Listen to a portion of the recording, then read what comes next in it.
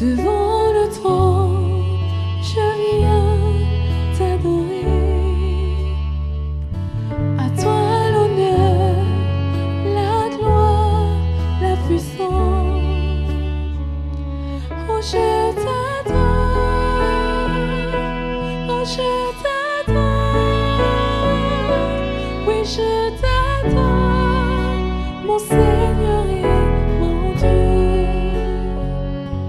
Oh, je t'adore,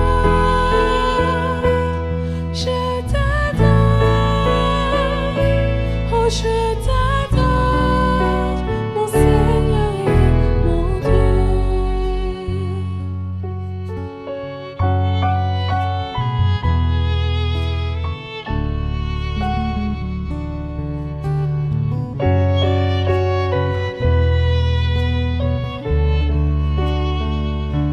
Devant le trône, je viens t'exalter. La terre, les cieux sont remplis de ta gloire. Devant le trône, je viens t'exalter.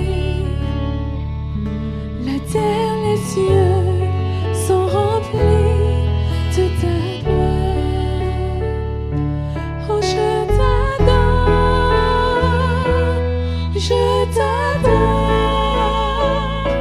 oh, je t'adore, mon Seigneur et mon Dieu. Oh, je t'adore,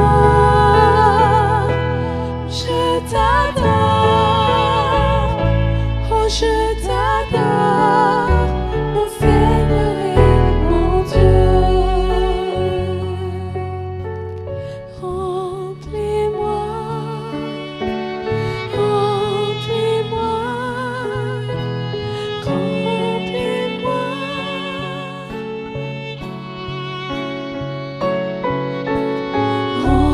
Remplis-moi,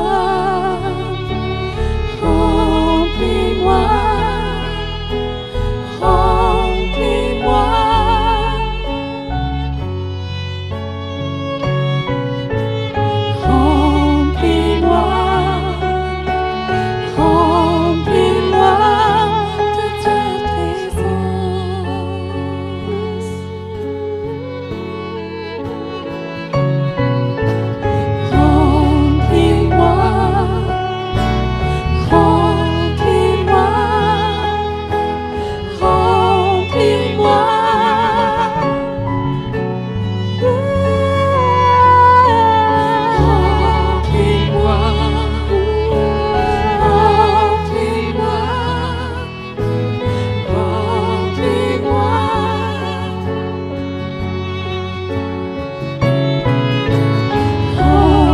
Remplis-moi,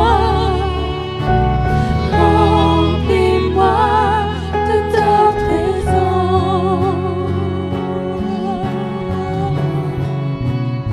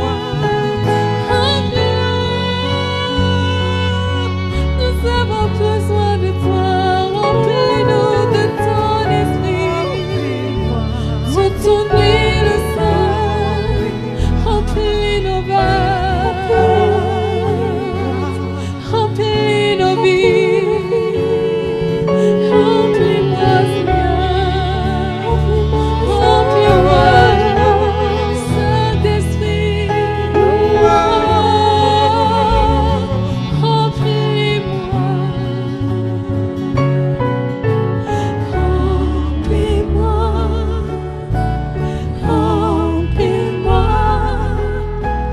remplis-moi.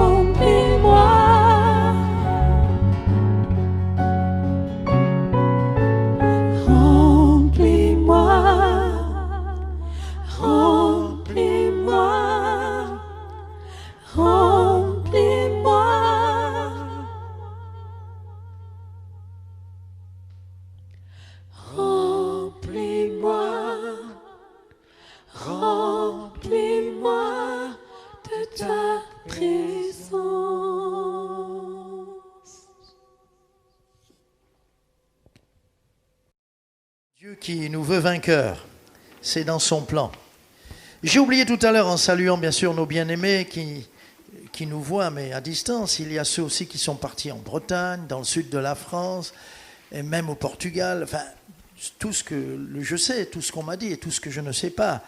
Peut-être quelqu'un est parti sur une île déserte. Alléluia. Très bien. En tout cas, quoi que nous fassions, nous devons tout faire pour la gloire de Dieu. Amen. Alléluia. Voilà, le moment est venu d'ouvrir la parole, le bon vieux livre, d'où nous avons le secours, d'où nous avons nos forces, notre soutien. C'est une lumière qui éclaire notre chemin. C'est une lumière qui éclaire aussi nos yeux, notre entendement. Elle éclaire ce qu'il y a sur la route pour nous éviter les obstacles. Elle éclaire le bon chemin pour nous montrer par où nous devons passer.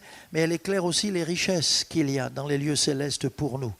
Et nous allons donc ouvrir ce livre et dans ce livre, nous allons plonger nos regards dans des choses que Dieu a préparées pour nous. Il veut nous encourager. Il veut faire de nous des guerriers vaillants. Alors, sans plus tarder, nous allons dans Hébreux au chapitre 11. Et là, Hébreux au chapitre 11, c'est juste un prétexte parce que nous irons dans le livre des juges. Mais Hébreux chapitre 11, nous lisons ceci. L'auteur de l'épître aux Hébreux, je dis bien l'auteur, nous ne savons pas si c'est l'apôtre Paul, l'auteur dit ceci, Hébreux 11, 32, Hébreux 11, 32, « Que dirais-je encore ?» Parce qu'il y a toute une galerie de héros de la foi, de gens à qui nous devons ressembler. Alors, que dirais-je encore ? Car le temps me manquerait pour parler de Gédéon, de Barak, de Samson, de Jephthé, de David, de Samuel et des prophètes, etc., etc. Que dirais-je encore ? Le temps me manquerait pour parler de Gédéon. Gédéon, tu es là dans la salle ? Parce que je ne sais pas derrière. Ah, tu es là, d'accord. Eh bien, Gédéon, on va parler de toi. Tu m'en veux pas ? Et à chaque fois que je vais dire des choses importantes, je suis sûr que ta femme, avec son coude, elle va te faire ça. Parce qu'elle veut t'encourager. Ah oui, elle veut t'encourager. Gédéon, c'est un juge. Il y a dans la Bible le livre des juges. Et dans le livre des juges, on voit des hommes. Les juges sont des hommes que Dieu appelle tout d'un coup pour venir délivrer. On pourrait les appeler les libérateurs. Ce sont des hommes qui viennent alors que le peuple est captif. Ils surgissent en libérateurs. Pourquoi est-il captif ? Parce que le livre des juges, c'est une période sombre. Dans le livre des juges, Dieu nous dit, chacun faisait ce qui lui semblait bon. Et à cause des désobéissances, à cause de leur éloignement de Dieu volontaire, alors le Seigneur les livrait au bon vouloir de leurs ennemis. Et souvent nous lisons qu'à cause de leur désobéissance, les Philistins arrivaient, ou bien les Madianites arrivaient, etc. Et ils venaient pendant 7 ans, 10 ans, parfois 8 ans, parfois 40 ans, ils venaient opprimer le peuple de Dieu. Ce n'était pas Satan qui envoyait les Madianites. Vous voyez, c'est un petit peu comme si, je vous dis la réalité, ce n'est pas Satan qui a envoyé le Covid. Il y a des pasteurs insensés qui, tout de suite, se sont réunis. Nous allons faire un jeûne de 3 jours et nous allons lutter contre le corona. Mais ça fait déjà 4 mois qu'ils luttent contre le corona. Parce qu'on n'a pas lutté contre Satan. Quand l'ennemi arrivait parce que Dieu l'avait voulu pour amener son peuple à genoux, à crier, à se repentir, à être brisé devant lui. Et quand il le faisait, alors le Seigneur le relevait. Et Gédéon, c'est un de ces juges, le 6e, qui arrive et qui vient pour apporter du secours au peuple de Dieu. Pendant 7 ans, il va être humilié parce qu'il doit apprendre qu'on ne doit pas oublier le Seigneur. Et c'est lui notre refuge, c'est lui notre soutien, c'est lui notre force. Et quand il va arriver, les gens vont se tourner à nouveau vers Dieu et Gédéon va apporter une grande délivrance. Alors Gédéon, pour moi, le titre c'est Gédéon, les raisons de sa victoire. Pourquoi Gédéon va-t-il être vainqueur ? Nous sommes tous des Gédéons. Il n'y a pas que toi, Gédéon. Nous sommes tous de Gédéon. Le mot Gédéon signifie ce qui coupe, ce qui est tranchant, ce qui abat. C'est-à-dire le chrétien, c'est un instrument tranchant qui coupe. Vous avez parfois cherché un outil, mes frères, ou vous, mes sœurs, des ciseaux ou un couteau de cuisine qui ne coupe pas. Ça vous énerve ou pas? Ben oui. Ben oui. Mais le vrai chrétien est un Gédéon. Le sens de Gédéon, Gideon, ça signifie qui coupe, qui est tranchant, qui abat, qui démolit. C'est un homme d'action. J'espère que vous comprenez que vous devez être, nous devons être, vous et moi, des hommes et des femmes d'action. Alléluia! Des hommes et des femmes d'action. Et pour être des hommes et des femmes d'action, il ne faut pas être émoussé, mais un instrument tranchant. Premièrement, la raison première de sa victoire, et c'est très important ce point, c'est que d'abord, il faut être sûr d'avoir été appelé par Dieu. Je m'explique tout de suite. Il y a des combats que le Seigneur ne me demande pas de livrer. Pourquoi aller dans un combat où je n'ai que faire? Et au contraire, je vais même perdre des plumes et je vais même mener le mauvais combat. Il y a pour nous le bon combat. Paul dira à la fin de sa vie, j'ai accompli la course, etc. J'ai achevé, j'ai mené le bon combat. Il a achevé, mais il a toujours mené le bon combat. Ne va pas dans des chemins où Dieu ne te demande pas d'aller. Ne va pas prendre la place d'un autre. Ne va pas essayer, comme Saül avait essayé de revêtir David. Tiens, mets mon armure pour aller combattre contre le géant Goliath. Non, non, non. Je dois faire ce que Dieu me demande de faire. Le reste, ça amènera beaucoup de souffrance. Beaucoup de souffrance. Alors, on ne doit pas jouer à ceci, on ne doit pas jouer à cela. Et la nécessité, donc on sera dans Juges chapitre 6 et chapitre 7. Donc venez, allons ensemble dans le livre des Juges et on va voir premièrement la nécessité d'un appel. Il faut s'en assurer d'avoir reçu l'appel de Dieu pour partir à la bataille. Ne pars pas, bien-aimé, je parle prophétiquement, je ne sais pas à qui, ne pars pas au combat, ne pars pas quelque part, ne pars pas dans une direction sans être assuré que Dieu t'y mène et que Dieu t'envoie pour ce combat-là. Alléluia! Moi, j'aime bien foncer, mais avant de foncer, il y a un temps où tu es assis. Tu es là. Si Dieu ne me dit pas d'y aller, je n'y vais pas. Mais quand Dieu me dit d'y aller, alors là, tu fonces. Parce que tu dois être tranchant, coupant, et tu dois foncer. Vous avez bien compris? Normalement, les gens qui foncent, c'est des gens qui restent tranquilles. Mais ils attendent le feu vert. Nécessité d'un appel, c'est ce qui va faire une des raisons de sa victoire. Juge 6, 14. L'Éternel se tourna vers lui et dit, Juge 6, 14, « Va avec cette force que tu as et délivre Israël de la main de Madian. N'est-ce pas moi qui t'envoie ?» Waouh! Et il a besoin d'avoir une confirmation encore de son appel. Chapitre 7. Sautez quelques lignes. Chapitre 7, verset 9. L'Éternel dit à Gédéon pendant la nuit, « Lève-toi, descends au camp de Madian, car je l'ai livré entre tes mains. » Amen. Donc je ne pars pas sans savoir que Dieu me dit, c'est pour toi, c'est ton affaire, c'est ta bataille, vas-y. Je ne pars pas sans l'assurance que Dieu vient avec moi. Amen. Moïse avait dit, ah non Seigneur, j'y vais si tu viens avec moi, sinon je n'y vais pas. Le grand Moïse a besoin, lui aussi, d'être rassuré, d'avoir cette assurance que Dieu est avec nous dans la bataille. Et là, en plus, le Seigneur lui dit, j'ai livré tes ennemis entre tes mains. Et pourtant, malgré tout ça encore, il va demander un signe à Dieu et il va même, au chapitre, je vous donne la référence, chapitre 6, versets 36 à 40, il va même dire à Dieu, vraiment, je veux être sûr que tu viens avec moi pour ce grand combat quand même. Il y a 135 000 ennemis, nous sommes 32 000. Je veux être sûr que tu viens avec moi. Voilà, Seigneur. Je vais mettre cette toison de laine, cette peau de laine, sur l'air, sur le champ. Et demain matin, normalement, il y a la rosée partout. Seigneur, tu vas me donner une confirmation. Il n'y aura la rosée que sur la toison. Sur l'herbe, il n'y aura pas de rosée. C'est miraculeux. Et le lendemain matin, pas de rosée, nulle part. il prend sa peau et cette toison, il les sort, si vous voulez, il la tord et il ramasse une coupe d'eau miraculeuse. Il dit, Seigneur, toutefois, je veux un deuxième signe, un double signe. Il prend la toison et dit, Seigneur, demain, ça sera le contraire. Je vais la mettre sur le terrain et là, il y aura la rosée, mais elle sera partout, sauf sur mon petit bout, cette peau que je mets là. Et Dieu confirme comme ça. Mais comme Dieu lui a dit à 2 reprises, comme il a en plus demandé ces confirmations, pas parce qu'il doute, je ne pense pas, mais il veut être vraiment convaincu, après il part comme un fou. Après tu peux avoir le monde entier contre toi et tout l'enfer contre toi, tu es sûr que tu vas à la victoire. Pourquoi ? Parce que c'est Dieu qui t'envoie à la bataille et Dieu vient avec toi. Vous voyez, c'est important ce que Gédéon a fait.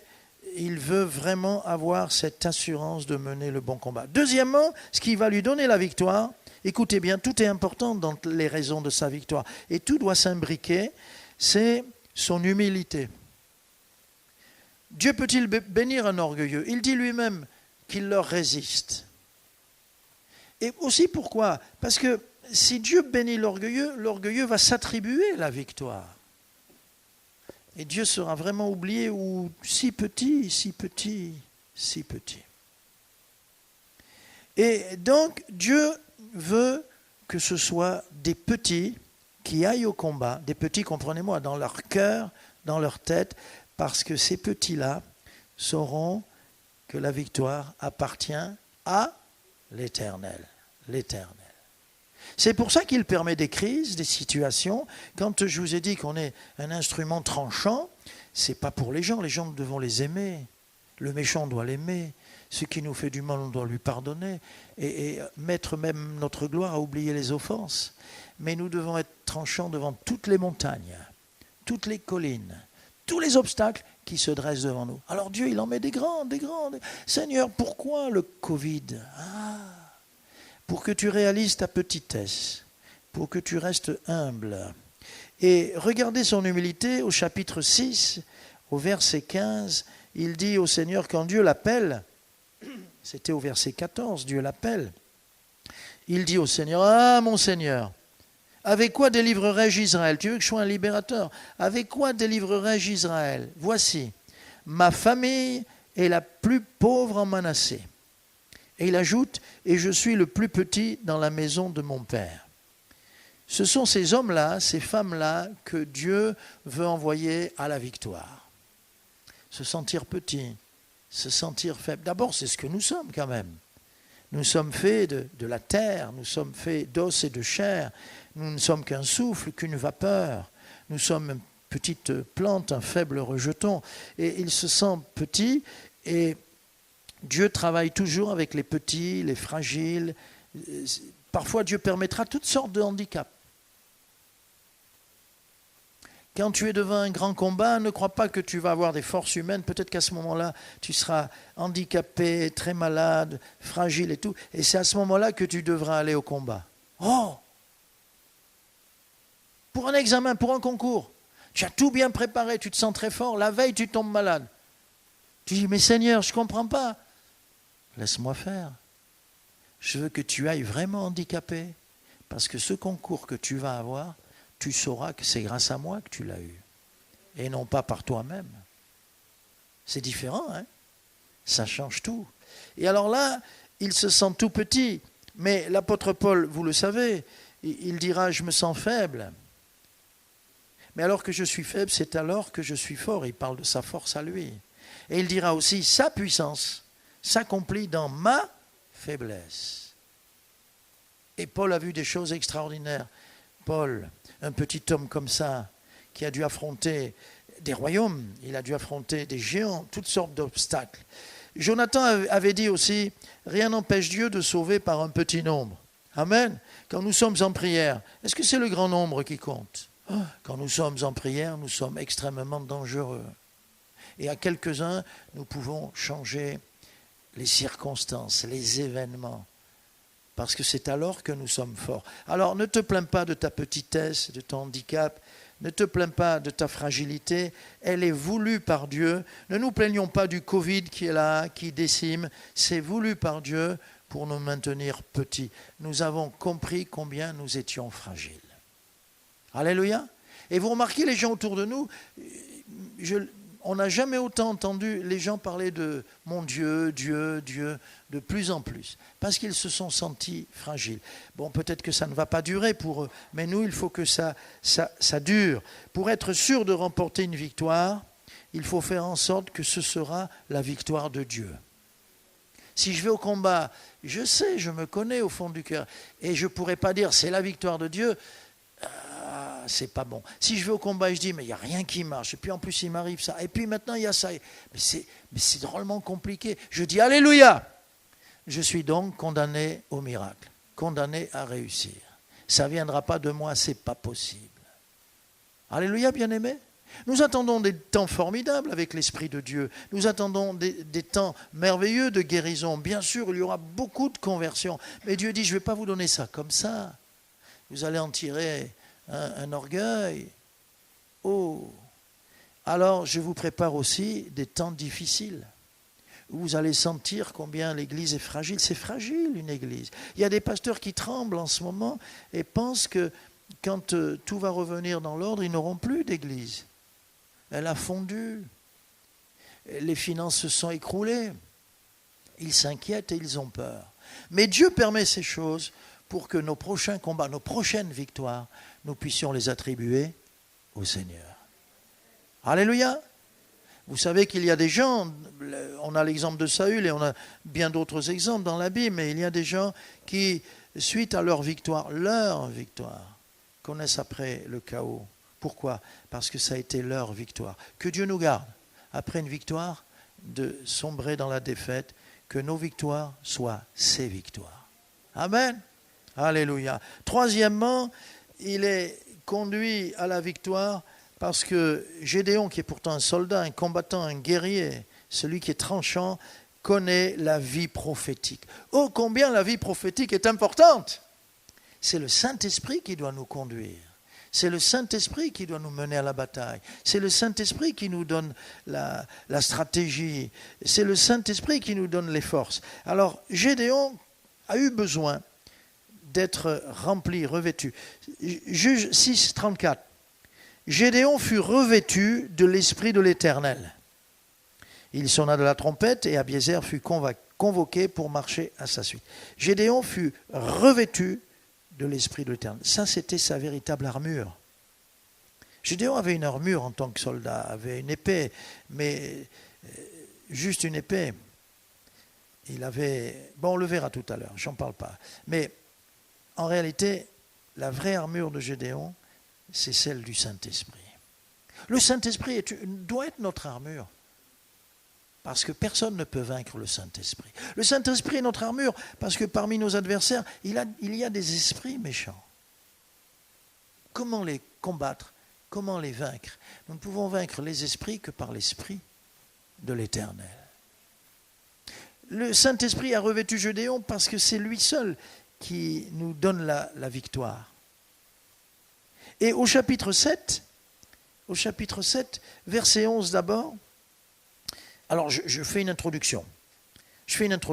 Juge 7, verset 11, puis après 13 et 14, c'est qu'il va être, je dis, donc revêtu, un homme de prière et revêtu de l'armure du Saint-Esprit, mais il va être attentif, à l'écoute, parce que Dieu lui dit, écoute, pour t'encourager, je vais t'envoyer dans le camp de l'ennemi. Tu vas aller dans la gueule du loup et là, tu vas être encouragé. Comment? Oui, ce sont deux païens, deux soldats ennemis qui vont discuter et qui vont parler prophétiquement à Gédéon. C'est possible ça? Dieu peut se servir de nos ennemis pour nous parler et même pour nous encourager. Alors, au chapitre 7, le Seigneur l'envoie dans le camp de l'adversaire pour lui enseigner, pour lui donner un encouragement prophétique. Waouh! Tu écouteras, verset 11, tu écouteras ce qu'ils diront, et après cela, tes mains seront fortifiées. Descends donc au camp de Madian. il descendit avec Pourra, son serviteur, jusqu'aux avant-postes du camp. C'est de la folie, ça. Verset 13. Gédéon arriva. Vous imaginez, il est en train de ramper avec son serviteur, c'est de nuit, il ne faut pas qu'on l'attrape. Et voici, un homme racontait à son camarade un songe. Il disait, j'ai eu un songe, et voici, un gâteau de pain d'orge roulait dans le camp de Madian. Un gâteau de pain d'orge comme savent le faire les gens d'Israël. On dit un gâteau, en réalité c'est rond. Il a roulé dans le camp de Madian, dit le soldat, et il continue. Il est venu heurter jusqu'à la tente et elle est tombée. Il l'a retournée sans dessus-dessous et elle a été renversée. Son camarade répondit, alors là, un songe est donné par l'ennemi et l'interprétation est donnée par l'ennemi. Dieu est fort quand même, hein? Il nous parle même par l'adversaire. Son camarade répondit et dit, ce n'est pas autre chose que l'épée de Gédéon, fils de Joas, homme d'Israël. Et il ajoute, Dieu a livré entre ses mains Madian et tout le camp. Je suis Gédéon, j'entends ça, wow, j'ai envie tout de suite de passer à l'attaque. Non, ce n'est pas parce que Dieu te donne une promesse certaine et véritable qu'il faut être un insensé. Il y a ce que Dieu a dit et qui va s'accomplir, mais il y a aussi le timing de Dieu. Savoir attendre. Mais il entend ça, il est heureux. Il se rappelle, j'avais dit à Dieu, je suis le plus petit. Ma famille, ma maison, et moi le plus petit dans ma maison. Je suis le plus petit en Israël. Et Dieu est en train de lui dire qu'il va vaincre toute une armée. Toute une armée. Là il est heureux. Hein? Il est heureux. Et donc, il est averti par le songe et l'interprétation de deux païens. Il s'est prié, revêtu de l'esprit, il est attentif à l'écoute du Saint-Esprit. Et aussi, c'est un homme intelligent parce que, suite à tout ce que le Saint-Esprit est en train de faire et de lui montrer et tout, il va chercher une stratégie. Et il va la mettre en pratique. Et il va remporter une victoire. Donc, vous voyez, cette vie prophétique est très importante. Ensuite, quatrième point, c'est ce qu'on peut appeler, je ne sais pas comment on peut appeler ça, le triage ou le tri. Pourquoi ? Parce que Dieu va lui dire, on va le lire, c'est encore mieux. On va dans Juge au chapitre 7, verset 2. Juge 7, 2. L'Éternel dit à Gédéon, le peuple que tu as avec toi est trop nombreux pour que je livre Madian entre tes mains. Il pourrait en tirer gloire contre moi et dire, c'est ma main qui m'a délivré. Et je vous l'avais commenté cela. Mais moi j'aurais dit, Seigneur, ils sont 135 000, tout Madian, et Amalek les a rejoints. 135 000. Nous sommes 32 000, c'est bon quoi. On va quand même t'attribuer la victoire parce qu'on est tout petit là. Non. Vous êtes trop nombreux. Mais Seigneur, tu es sûr de ce que tu dis, tu t'es pas trompé? Non, ça lui arrive jamais de se tromper. Et donc Dieu dit, vous êtes trop nombreux pour ce combat. Vous êtes trop nombreux. Oh, la folie de Dieu. Mais la Bible nous enseigne, et notre expérience, votre expérience, nous enseigne que la folie de Dieu est sagesse extraordinaire. N'est-ce pas? Et que quand Dieu est fou, quand Dieu est vraiment fou, bien, c'est une sagesse extraordinaire. Un homme doit planter comme tout le monde, il doit planter son blé, mais il est chrétien et Dieu l'appelle à venir se retirer, à venir prier, à chercher sa face. Et pendant ce temps, tout le monde a planté son champ. Mais il passe des temps, des moments, des jours et un temps merveilleux, quelques semaines avec Dieu. Et je lui dis, reste là dans ma présence. J'ai des choses à t'enseigner. J'ai du bien à te faire. Quand Dieu vous dit ça, mais Seigneur, tu n'es pas logique. Je dois planter tout le monde. Et tout le village a semé, sauf cet homme. Tout le monde dit, il est fou. En plus, quand il va pour semer son champ, déjà, les autres champs, voit le blé en herbe, le blé est sorti. Et il se moque de ce chrétien, qui lui vient à ce moment-là. C'est le moment de Dieu. Le moment de Dieu, c'est souvent illogique. La manière de Dieu est souvent illogique, n'est-ce pas? Et alors, il sème. Et tout le monde dit. Et puis, quand il a semé, quelque temps après, le blé pousse. Et puis, rapidement, le blé, les champs sont blancs, sauf le sien. Où, oui, là, il a quelque chose qui est sorti, mais c'est tout petit. Tout vert et tout petit. Et là, ils sont tous fiers de ce qu'ils ont fait. Ils n'ont pas besoin de Dieu. Et le chrétien est complètement fou. Mais Dieu honore ce qu'il honore. Vous êtes d'accord? Il vient tout à coup, peu avant la moisson, une tempête terrible, un vent qui se déchaîne, qui fauche tous les blés de tout le monde, qui les couche. Tout est perdu. La récolte est perdue. Parce qu'il faut attendre qu'ils mûrissent encore un peu, mais ce n'est pas possible. Tout a été arraché. Il y a un seul champ où rien n'est arraché, puisque rien n'est vraiment sorti. C'est le champ de celui qui a fait confiance à la folie de Dieu. Amen. Apprends à attendre. Attends. C'est peut-être le plan de Dieu, mais pas le moment de Dieu. Attends. Apprends à attendre. Et donc,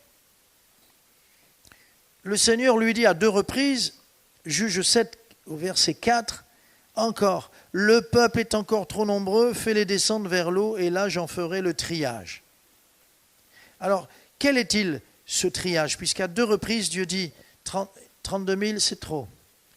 Après, il n'en reste plus que 10 000. 10 000, Dieu lui dit, c'est trop. Oh, c'est trop. Laisse faire, je vais faire le triage. Alors, qu'est-ce qui s'est passé? Il y a eu un triage. On l'a dans ce chapitre 7, versets 3 et verset 4. Regardez au verset 3. Premier tri que Dieu va opérer, que celui qui est craintif et qui a peur s'en retourne et s'éloigne de la montagne de Galaad. Voici ce qu'il dit de la part de l'Éternel. 22 000 hommes parmi le peuple s'en retournèrent. Et il en resta 10 000. Ah, voilà un premier tri. Bon, on peut aller à la bataille. Non, fin du verset 4. Le Seigneur lui dit, celui dont je te dirai que celui-ci aille avec toi, ira avec toi. Et celui dont je te dirai que celui-ci n'aille pas avec toi, n'ira pas avec toi.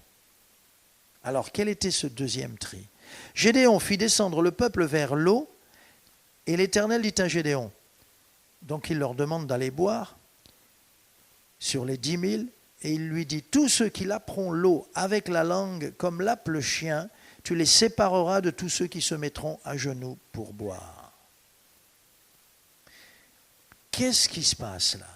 Ils descendent les 10 000 et ils se mettent à boire. Certains, sur le rivage, prennent le temps, se mettent à genoux et se mettent à boire l'eau à genoux. Ok. Mais il y a quelques-uns qui sont un peu particuliers. C'est bizarre. Prennent l'eau dans leurs mains rapidement et se mettent à le boire comme boit un chien, à laper l'eau. Et le Seigneur dit, c'est cela que tu vas retenir. Seigneur, ils ont lapé comme lape un chien. Ils se sont pas... Oui. Moi, je pense que... Pourquoi Dieu a-t-il agi ainsi? Les autres ont pris le temps. Les autres ont... C'est un peu comme celui qui veut garder son petit confort. Quand tu dois aller à la bataille, tu dois tout abandonner. Et Dieu s'est servi de ceux qui sont comme des chiens, les 300 qui sont comme des chiens. C'est cela que le Seigneur a voulu utiliser. Il faut faire confiance à la folie de Dieu. Et ensuite, Gédéon, quand il va voir Madian et Amalek, 135 000 hommes, ils sont 300, conduit par une stratégie divine d'en haut, il dira, écoutez, on fait 3 groupes. Hein? Un petit groupe de 100? 100? 100? Ouais. Vous lirez la suite et vous verrez comment, avec cette stratégie, cette folie de Dieu, il va y avoir une bénédiction extraordinaire. Vous lirez. Juge 7. Je voudrais terminer avec un dernier point en disant que son opération à Gédéon, elle est vraiment, je l'ai déjà dit, mais je veux insister, c'est une opération suicide. C'est une opération suicide.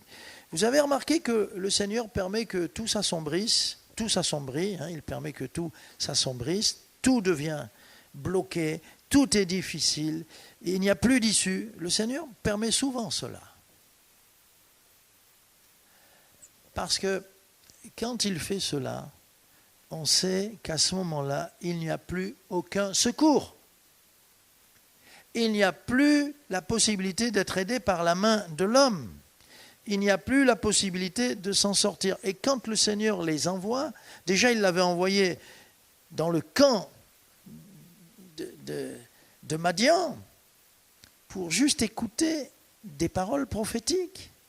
Le Seigneur aurait pu se servir d'un autre moment, d'un autre endroit, dans un moment facile, dans un endroit bien sécurisé. Non. Et là, l'opération suicide. Donc, bien-aimé, quand plus tu avances dans le plan de Dieu et plus c'est dur et plus tout se ferme, dis Alléluia. Oh, il n'y en a que 3 qui ont compris. Dis Alléluia. Waouh, Seigneur, comment tu vas faire? C'est de plus en plus dur. Est-ce que quand nous avançons parce que le vent est contraire, nous ne sommes plus dans le plan de Dieu? Ça peut être de plus en plus difficile parce que nous sommes dans le plan de Dieu. Et là, il faut des gens persévérants. Alors, regardons, Juge 7, verset 12. Quand il arrive, c'est de la folie, avec ses 300 hommes. Madian, verset 12. Amalek et tous les fils de l'Orient étaient répandus dans la vallée comme une multitude de sauterelles. Et leurs chameaux étaient innombrables, comme le sable qui est sur le bord de la mer. Comment tu vas combattre contre Madian, Amalek et tous les fils de l'Orient? Juge 8, au verset 10, c'est là qu'on sait qu'on peut faire le petit bilan. Voilà ce qu'il reste après sa grande victoire.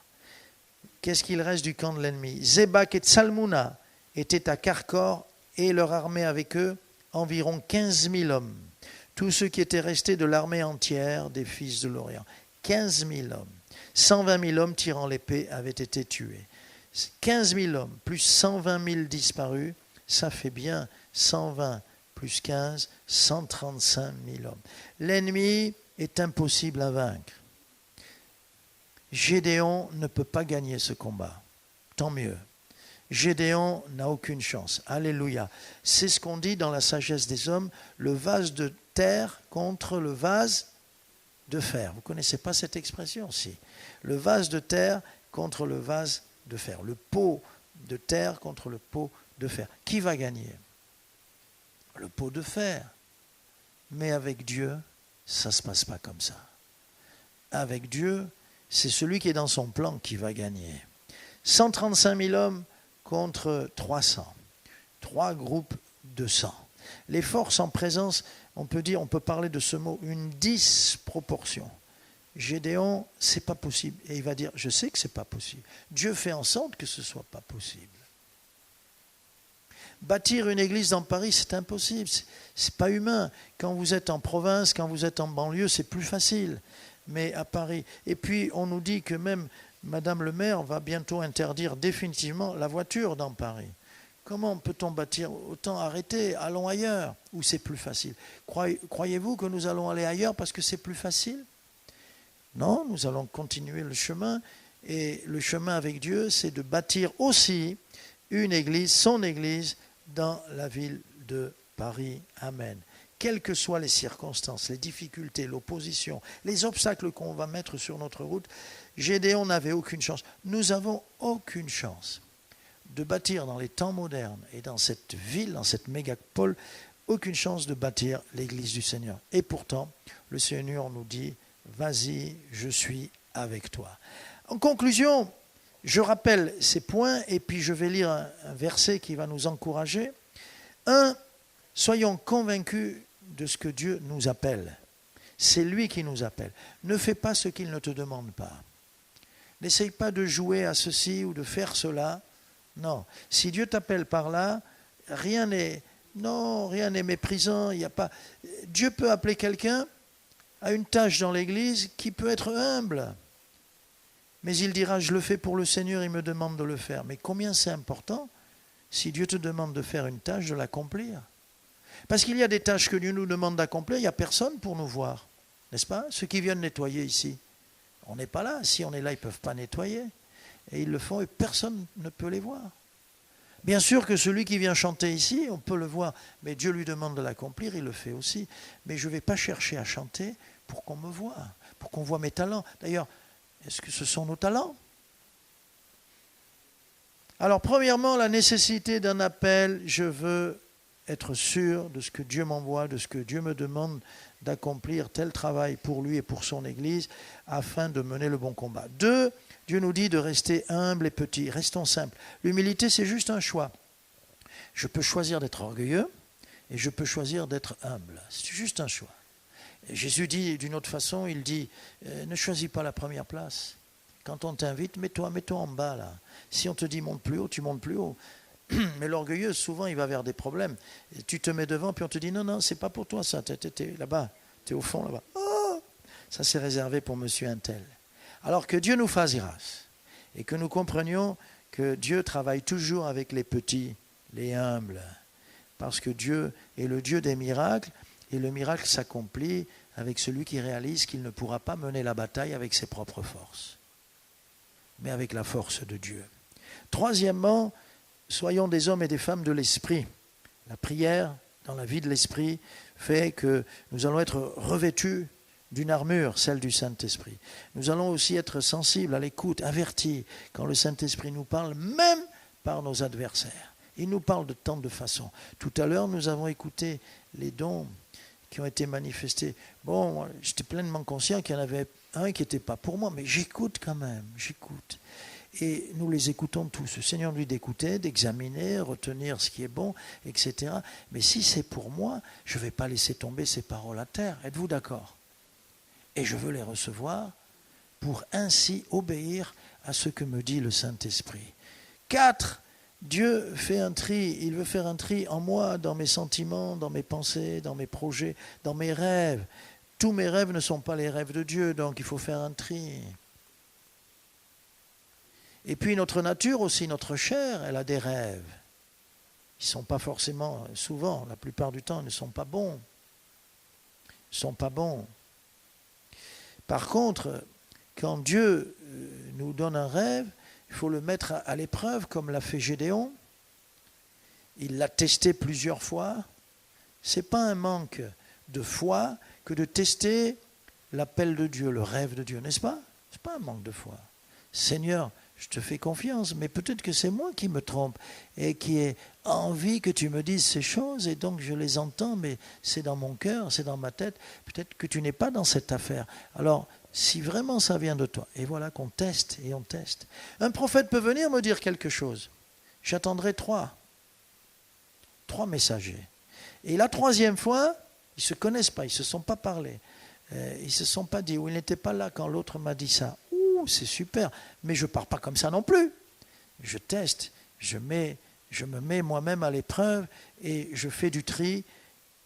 De 32 000, on passe à 10 000, de 10 000, on passe à 300, et de 300, je dis Seigneur, et comment?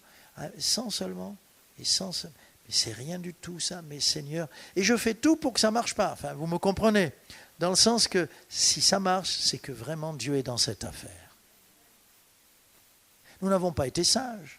Dieu nous a dit d'aider les églises en construction, d'aider les œuvres, d'aider les pasteurs. Nous n'avons pas été sages. Nous aurions pu avoir des millions, plus de 3 millions en caisse.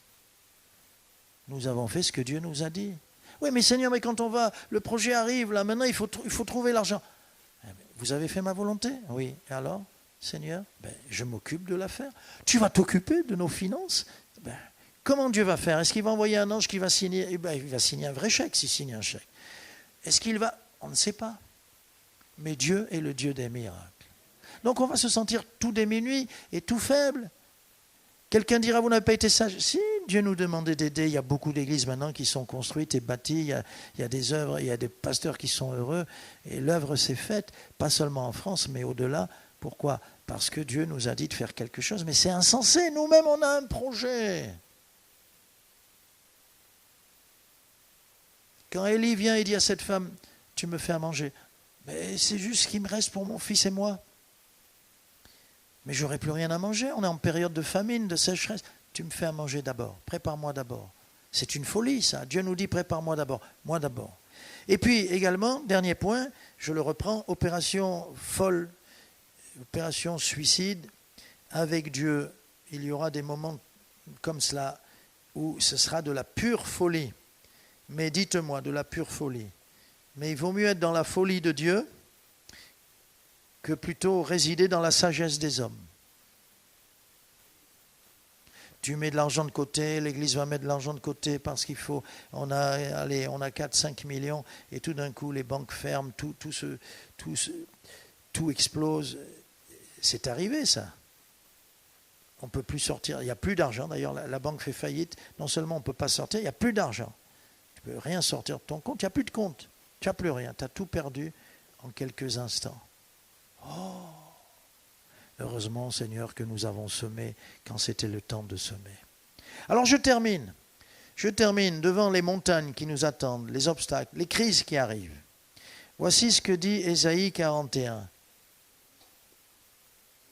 Parcourons ensemble Ésaïe 41, verset 15.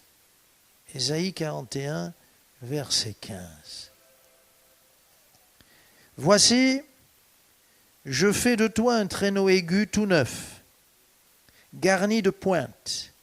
Tu écraseras, tu broieras les montagnes, et tu rendras les collines semblables à de la balle. La balle, c'est la paille légère qui est emportée par le vent. Elle n'a plus aucune valeur. Tu les vanneras et le vent les emportera et un tourbillon les dispersera. Mais toi, tu te réjouiras en l'Éternel, tu mettras ta gloire dans le sein d'Israël. Ces deux versets, 15 et 16 d'Ésaïe 41, rejoignent ce Gédéon. Gideon, ce qui coupe, ce qui est tranchant. Dieu dit à son peuple, je fais de toi un instrument tranchant. Tu seras un traîneau. Un traîneau, on le tirait par les bœufs, c'était la charrue à ce moment-là, garnie de pointes pour briser les mottes de terre. Et Dieu dit, c'est comme ça que je vais t'utiliser. Tu vas être un traîneau tout neuf, affûté, aiguisé, garni de pointes. Tu vas écraser et broyer les montagnes et même les collines, tu vas les transformer en de la paille légère qui s'envole facilement. Voilà la promesse que Dieu nous fait pour nous donner l'assurance de la victoire. Des victoires nous attendent. Amen. Les Gédéons, vous êtes là? Levez la main, les Gédéons et les Gédéons. Oh, merci Seigneur. On va exploser maintenant de joie et remercier le Dieu des victoires. Tony, le Dieu des victoires habite en moi, on va le chanter.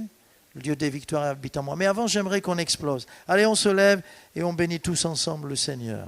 Gédéon, élevons la voix maintenant. Et bien-aimés, vous qui êtes à la maison, même s'il y a le confort du sofa, vous qui êtes derrière l'écran, là, en direct, ou même si ce n'est pas le direct, vous vous réjouissez avec nous. Dans une explosion de vie, nous célébrons le Dieu des victoires. Amen. Allez, tous ensemble, on y va. Alléluia. Seigneur, merci pour l'exemple de Gédéon, un véritable combattant. Il a tout pour rater, il a tout pour perdre. Et en même temps, Seigneur, tu durcis la situation parce que c'est une armée impossible à vaincre. 135 000 hommes, des guerriers aguerris qui ont remporté tant de victoires. Toute une armée qui vient contre lui, contre son camp, son peuple. Et Seigneur, tu lui donnes une grande victoire. Il en est de même pour nous. Enlève la crainte de nos cœurs. Enlève la peur. Donne-nous de l'assurance. Que personne n'ait peur, ni du Covid, ni de ce qui se prépare de plus fort encore. Mais que nous soyons des hommes et des femmes vaillants, debout, en sachant que la victoire appartient à l'Éternel. Bien-aimé, élève ta voix. Élève ta voix. Alléluia. Alléluia. Dieu est grand. Dieu est fort. Merci Seigneur de nous faire sentir notre petitesse. Merci Seigneur de nous montrer nos limites. Merci Seigneur. Merci Seigneur. La victoire est entre tes mains. La victoire est entre tes mains. Alléluia. Le Dieu de victoire habite en moi. Le Dieu du miracle habite en moi. Il va me conduire dans des sentiers, dans des endroits d'impossibilité, de handicap, au sein des pires difficultés, parfois même dans la gueule du loup, mais il va me donner la victoire. Merci nous voulons remplir les conditions que remplissait Gédéon pour permettre une grande victoire au sein de ton peuple. Amen. Amen. Nous chantons avec une grande joie. Le Dieu de victoire habite en moi. Amen.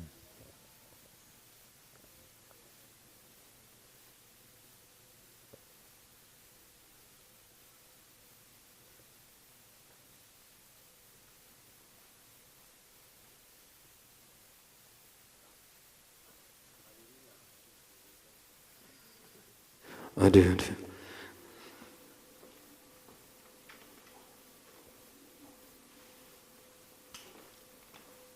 Merci au Seigneur. Amen.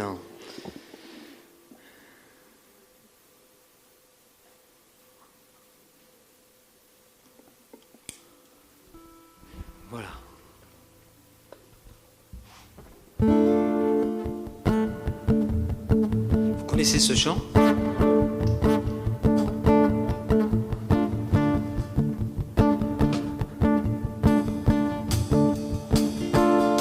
Le Dieu de victoire habite en moi. Le Dieu de victoire habite en moi. Je marche non par la vue, mais par la foi. Le Dieu de victoire habite en moi. Le Dieu de victoire habite en moi. Le Dieu de victoire habite en moi. Je marche non par la vue, mais par la foi. Le Dieu de victoire habite en moi. Encore le Dieu de victoire habite en moi. Le Dieu de victoire habite en moi. Je marche non par la vue, mais par la foi. Le Dieu de victoire habite en moi. Je chanterai et danserai, car le combat est celui du Seigneur. La victoire est assurée, car notre Dieu est vainqueur. Le Dieu de victoire habite en moi.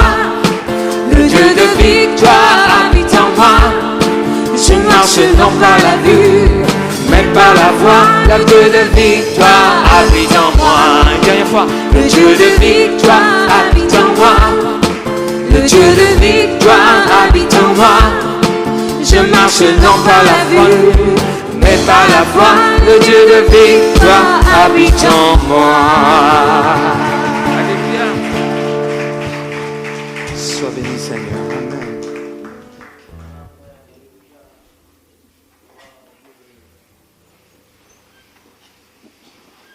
Gloire à Dieu. Je suis allé à la régie à cause de la faiblesse de l'émission, de l'émetteur du Wi-Fi, mais ça ne vient pas de nous. Donc nos bien-aimés n'ont pas pu, c'est encore plus saccadé que dimanche dernier, y compris la voix, le son, les images et tout.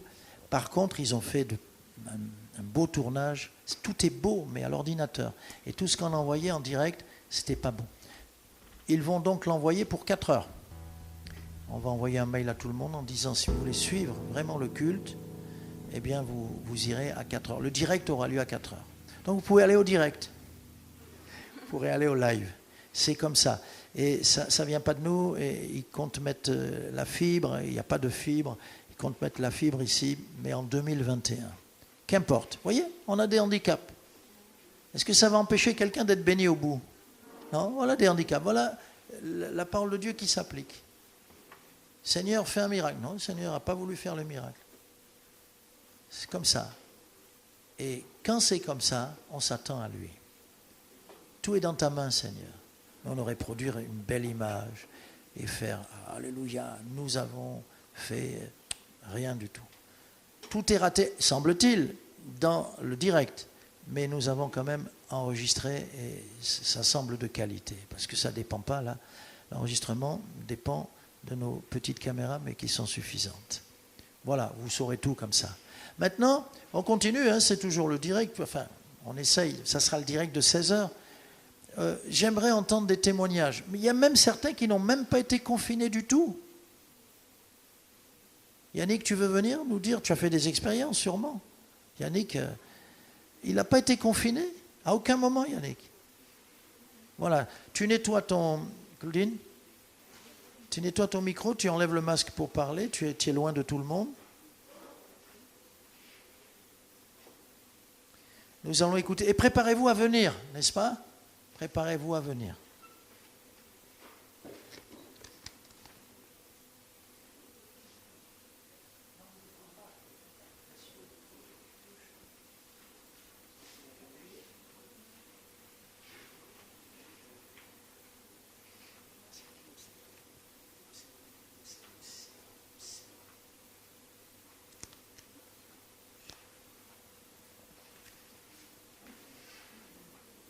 Bonjour à tous. Ben voilà, j'ai pas du tout été confiné depuis le début. Si exceptionnellement 2 jours, parce qu'il y avait juste un petit problème au niveau du... Je livrais que les hôpitaux, les maisons de retraite et les EHPAD. Donc j'ai été convié sur 200 chauffeurs. Nous avons été à peu près 25 choisis. Et sur la totalité de tout le processus du coronavirus, constamment, nous avons livré tout ce qui est gendarmerie, hôpital, maison de retraite et les crèches, essentiellement. Donc nous avons été conviés à ça. Ça a été pas très facile parce qu'on ne savait pas où on allait débarquer, mais bon, on l'a fait quand même. Mais dans tout cela, j'ai fait une expérience qui n'était pas très belle parce que j'ai ramassé quand même une amende de 135 € pour une petite désobéissance qui, peut-être pour moi, sur le coup même, je suis sorti de chez moi pour, en fin de compte, aller chercher un pack d'eau. Et manque de peau, il y avait un bon soleil et je me suis assis sur un banc à une vingtaine de mètres de ma porte d'entrée. Mais il s'avère que je n'avais pas de papier sur moi. Et manque de peau, 5 policiers sont tombés sur moi, seuls dans un parc, un petit carré, sur un banc. Et c'est vrai que quand ils m'ont posé, vous avez vos papiers, je dis non, j'habite juste là, je monte et je vous emmène. Non, donnez-moi votre nom. J'avais une colère qui était en moi et je dis, j'ai rien dit, je ne sais pas pourquoi, je suis resté vraiment calme, que normalement j'aurais dû dire, mais attendez, j'ai rien dit, j'ai donné mon nom, mon prénom, mais pendant 3-4 jours, ça m'a vraiment, mais si vous savez au fond de moi, une colère, non seulement d'être injustifié par ce policier qui aurait pu dire bah, écoutez, montez chez vous et restez-y, et la prochaine fois prenez vos papiers, ou emmenez-moi vos papiers. Non, il m'a carrément aligné direct. Et je n'ai pas reçu cette amende tout de suite, 3 semaines après à peu près. Mais pendant ce temps-là, vu que comme tout le monde, on était dans le confinement, je suis resté dans la présence de Dieu. Et Dieu m'a montré que dans cette petite désobéissance, ça pouvait m'emmener beaucoup plus loin. Et ça m'a vraiment appris quelque chose. Vraiment. Ça m'a fait mal au fond de moi parce que mon ancien moi essayait de ressortir et j'avais cette amertume. J'en voulais vraiment à la police. Je dis comment il y en a certains qui font tout mal et ils n'ont rien, et moi qui essaye tout de bien faire, ça ne marche pas. Mais avec des frères et sœurs à qui j'en ai parlé, j'ai ressenti que même dans la présence de Dieu, Dieu m'a même dit, et par les prédications qu'il y a eu quand David a fait, la paix de Dieu. Et là aussi, tout cela, Dieu me parlait pendant ce temps. Qu'en fin de compte, il n'y a pas d'injustice, mais que par des petites désobéissances, ça peut nous emmener beaucoup plus loin. Alors j'imagine que ceux qui désobéissent vraiment dans des grandes choses, ce que ça peut leur apporter au loin. Et ça m'a appris beaucoup de choses, aussi bien envers mes enfants, parce que quand mes enfants, je leur ai dit ça, ils m'ont dit « Mais toi, papa, qui doit nous montrer l'exemple, tu n'as pas été l'exemple. » Et ça a été une leçon pour moi. Avant, j'aurais dit à mes enfants « Oui, tais-toi. » Aujourd'hui, j'ai dit « Oui, tu as raison, ma fille. Tu as raison, mon fils, parce que papa voulait vous montrer l'exemple, mais cette désobéissance, je ne vous ai pas appris. Et aujourd'hui, j'ai su reconnaître mes torts. Et ça m'a emmené encore beaucoup plus loin avec le Seigneur que dans des petites choses, des fois, ça peut nous faire prendre un mauvais choix.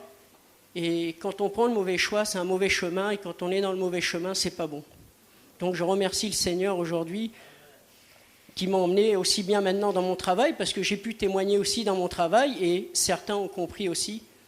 Et j'ai su aussi après que dans ce parc, il y avait une femme qui promenait son chien.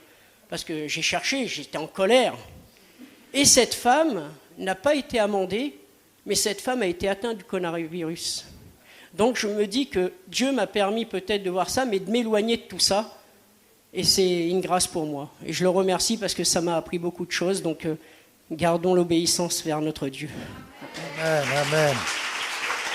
Amen. Alléluia. Moi, ça m'est arrivé, ça vous est arrivé sûrement. Hein. Je dis, non, mais je suis en règle. Mais je vous laisse à la voiture, tenez les clés, je cours, je vais chercher. Je suis en règle. Ce qui compte, c'est d'être en règle ou pas. Et bon, il a permis, il a voulu. Mais s'il avait dit non, ben, bon, tu payes l'amende. Tu dis, et bon, tu vas chercher, voilà mes papiers, je suis en règle.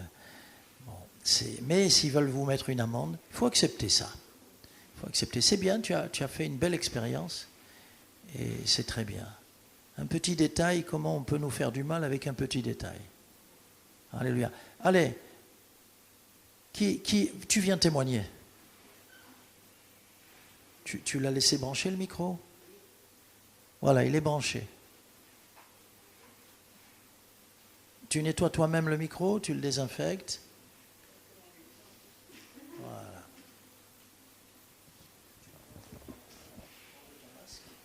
Bonjour, heureuse de vous retrouver. Ben, moi, le corona, je sais ce que c'est, parce qu'au mois de février, je suis tombée gravement malade. J'ai eu une infection à la gorge, après dans les poumons. Je pouvais être assis en face de quelqu'un, il entendait ma respiration. Le médecin me dit, mais je ne comprends pas ce que vous avez. Ça a duré 3 semaines. J'étais sur corticoïdes, plus antibiotiques, la totale. Mais le Seigneur est bon, ça n'a pas été plus loin. Et quand je suis arrivée au boulot, j'ai repris, il y avait notre JP, parce que je travaille dans une crèche. Je suis agent technique de la petite enfance. Et quelques semaines après, peut-être 15 jours après, on nous dit on est confiné. Et là, mon médecin me dit, mais je pense que c'est ça que vous aviez attrapé. Et franchement, c'est hyper douloureux, mais Dieu fait attention à ses enfants. Moi, ce que ça m'a appris, c'est j'ai vu Dieu différemment. Un jour, Paulo, vous m'avez encouragé à lire l'Apocalypse. Ça a pris 6 mois. Mais quand je l'ai lu pendant le Covid, j'ai découvert l'amour du Seigneur. Et l'Apocalypse, ce n'est pas un livre qui fait peur. Le Seigneur nous reproche... Enfin, peut-être qu'on croit qu'on est parfaite, hein, mais ce n'est pas vrai. Il dit de revenir à l'essentiel. Il m'a fait comprendre aussi que j'ai fait un songe 2 semaines, parce qu'en fait, moi, comme j'ai une pathologie chronique, je ne suis pas restée 4 mois confinée, je suis restée plus de 5 mois confinée. Et j'ai fait un songe où je vais voir Paulo. Je lui dis, je crois que j'ai de la rancune. Et dans le rêve, il me dit, non, tu manques de pardon. Viens, on va prier pour toi. Et le Seigneur m'a fait comprendre que je manquais de pardon. Je ne pensais pas que je manquais, je ne pensais pas, c'était enfoui. Et il m'a donné la direction. Et je dis, Seigneur, c'est vrai, le Notre Père dit, pardonne-nous nos offenses comme nous pardonnons aussi. Alors je dis, Seigneur, apprends-moi à pardonner. Enlève tout ce qui n'est pas bon. Parce qu'un rien va nous faire rater le ciel. Je ne veux pas que Jésus me arrive et je suis dans cet état. Et vraiment, le Covid, avant, tout était important. Moi, je suis quelqu'un, si on venait me dire quelque chose, moi, je suis martiniquaise. Moi, quand il avait chaud. Mais maintenant, c'est fini. Je pars dans mon coin. Seigneur, tu me feras justice. Ou pas. C'est pas ça le problème. C'est de garder. Et une fois, je me suis mis en colère. Et là, j'ai dit, Seigneur, je comprends. J'ai eu du sang dans la bouche. J'ai eu très peur. Et le Seigneur, le lendemain, m'a dit, occupe-toi de tes affaires. Pourtant, c'est pas moi qui viens. Mais ça m'a fait comprendre. Tout ça, c'est pas important. C'est de regarder à lui seul. Donc, je vous encourage. Demandez à Dieu de faire ressortir tout ce qui ne va pas. Parce que des fois, on croit que tout va bien, mais ce n'est pas vrai. Hein. C'est juste enfoui.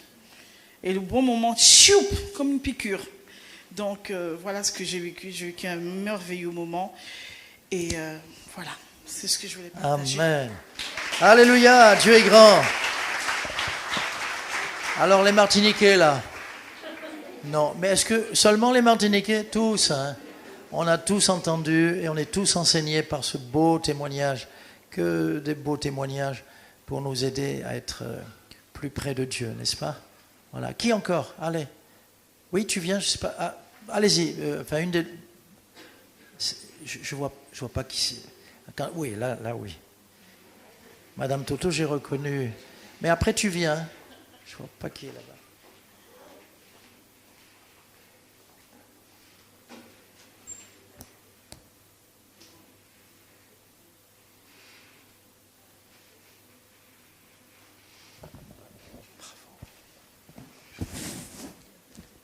Bonjour à tous.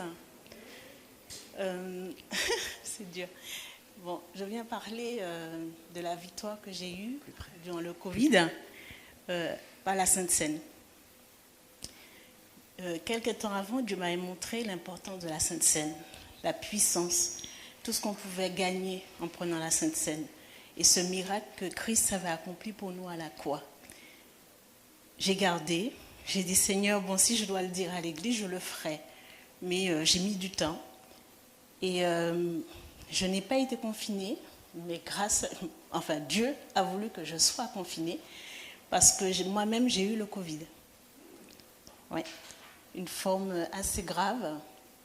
Et à la maison, nous sommes une petite armée, une grande armée puissante.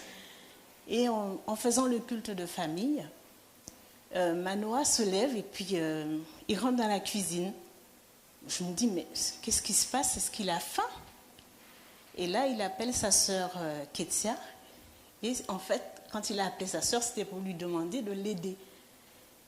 Et nous, en faisant le culte, on n'avait pas prévu la Sainte Seine.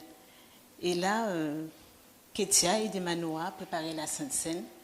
Et on a pris la Sainte Seine. Pendant la louange, on a commencé à chanter. Et Manoa, avec une force, une autorité, a dit, Seigneur, maintenant, tu guéris maman. Et à l'instant même, j'ai été guérie et j'ai vu la main de Dieu, la puissance de Dieu dans toute la famille.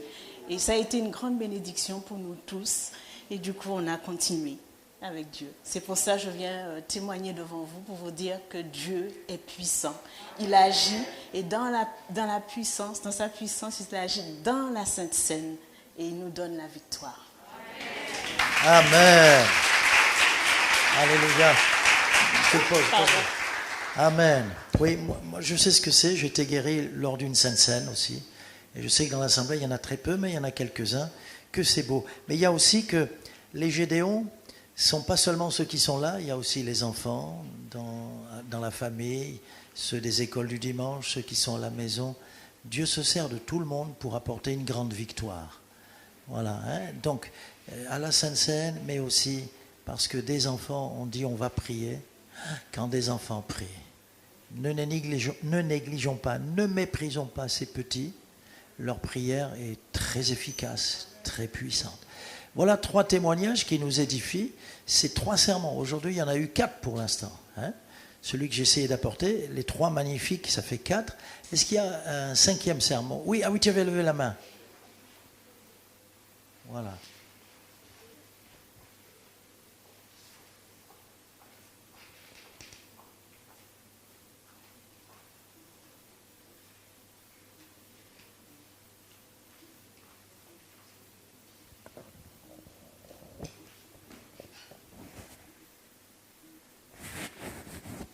Bonjour à tout le monde, vraiment ravie de vous retrouver.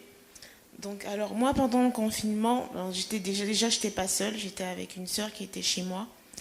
Alors, avec les jeunes, on a fait des chaînes de prière et on se relayait pour prier en fait. J'avais déjà envoyé auparavant dans le groupe de prière, j'avais perdu mon travail entre-temps. Et franchement, j'étais un peu inquiète, je vous avoue, parce que les finances commençaient à manquer. Et David m'a dit une chose, c'est que apprends à abandonner. Là, il faut que tu abandonnes tout au Seigneur et il interviendra quand tu t'attendras le moins. Alors on a continué à prier, on priait pour autre chose. J'avais prié pour ça, on priait pour autre chose avec les jeunes. Et vraiment, on est resté au pied de la croix. Et quand je m'attendais vraiment le moins, le Seigneur a agi. Pendant le confinement, j'ai trouvé un travail. Je veux lui rendre toute la gloire. J'ai trouvé un travail. Et dans ce travail, maintenant, je suis épanouie. Vraiment, je lui rends toute la gloire. Voilà. Alléluia. Amen. Amen. Merci Claudia. Un poète a dit un jour, c'est la nuit qu'on peut voir briller les étoiles. Et dans la difficulté, dans tout ce qui s'est passé, elle peut dire, moi à ce moment-là, j'ai trouvé du travail. C'est beau, hein? C'est beau. Ça nous encourage aussi. Finalement, ce n'est pas les circonstances qui comptent. Et les chrétiens, nous encore, on n'est peut-être pas assez matures, peut-être, mais dans tous les pays où je vais, où c'est très difficile d'être chrétien, ils disent, On s'en fiche des circonstances, de ce qu'il y a autour de nous. On ne cherche pas une vie facile. Nous, on cherche la présence de Dieu dans nos vies et on cherche à amener les gens au Seigneur. Voilà. Alors que nous, on voudrait bénis-moi, aide-moi. On veut que Dieu nous rende toutes les choses faciles. Ce qui se comprend aussi, ce qui se comprend. Mais je crois qu'on a mûri et on demandera moins de choses faciles. Et on dira, Seigneur, que ta volonté s'accomplisse. Qu'elle soit faite sur la terre et dans les cieux. Allez, encore, vous vous rendez compte, ça nous encourage ce qu'on entend là. Nous faisons le culte à nous tous ensemble. Allez, qui encore ?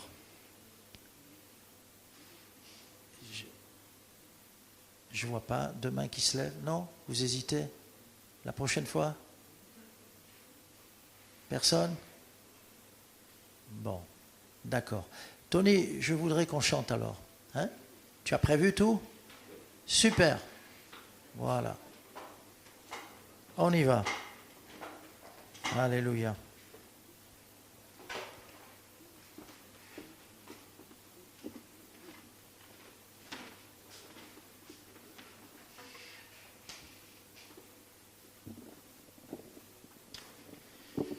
Alléluia, merci au Seigneur pour ces beaux témoignages. Hein. Il a fait de belles choses, notre roi. Amen. C'était profitable quand même, hein, ce temps-là. Je pense que toutes les familles, et notamment avec les enfants, ont expérimenté de belles choses. Il y a beaucoup de témoignages avec les enfants. Gloire à Dieu pour cela. Amen. Gloire à Dieu. Moi aussi j'ai un enfant, mais bon, enfin, c'est plus un enfant, hein. Mais ça reste encore ma louloute, mais... On a fait de belles expériences aussi avec le Seigneur. Amen. Allez, on reprend ce chant qui dit « Le Dieu de victoire habite en moi ». Amen. Le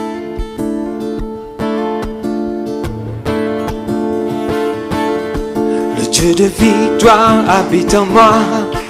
Le Dieu de victoire habite en moi. Je marche non par la vue, mais par la foi. Le Dieu de victoire habite en moi. Le Dieu de victoire habite en moi. Le Dieu de victoire habite en moi. Je marche non par la vue, mais par la foi. Le Dieu de victoire habite en moi. Je chanterai et danserai, car le combat est celui du Seigneur. La victoire est assurée, car notre Dieu est vainqueur.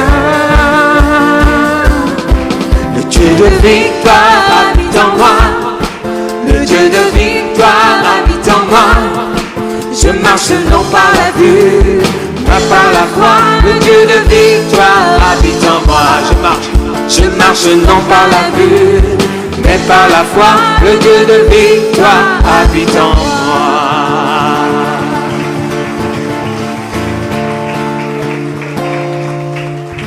Alléluia. Nous voulons te remercier, Seigneur, pour ce beau temps passé dans ta présence. Merci parce que tu nous as fait du bien. Et Seigneur, tu nous raccompagnes, tu nous gardes et tu nous donnes encore de célébrer ton nom durant cette fin de journée, Père. À toi soit toute la gloire. Amen. Tu es le Dieu de victoire et nous voulons retenir cela, Seigneur, et partir avec encore la victoire. Amen. Amen. Amen. Merci, Seigneur.